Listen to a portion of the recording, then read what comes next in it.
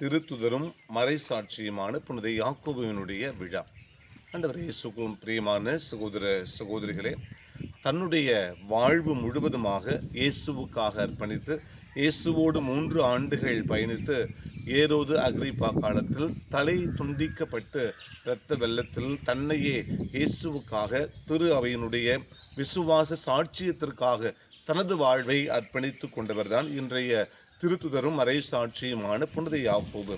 இவருடைய இந்த வாழ்வின் வரலாற்று சுவடுகள் வழியாக இதை முதல் வாசகத்தில் நாம் கேட்டது போல, இதோ வாழ்வின் ஆற்றல் உங்களிடம், சாவின் ஆற்றல் எங்களிடம் இருப்பதை நாங்கள் கண்கூடாய் காண்கின்றோம் என்ற பவுலடியாருடைய வார்த்தைகளுக்கு இணங்கி துன்பங்கள் மத்தியில் அல்லது சாவின் ஆற்றல்களால் பல்வேறு துன்பங்களை நாம் சந்திக்கின்ற போது ஆண்டவர் இயேசு உடன் வருகிறார் என்பதை உணர்த்துகிற புனித யாக்கோபுவினுடைய வாழ்வின் அடிச்சுவடுகளை நமது வாழ்வாக மாற்றிக்கொள்வோம்.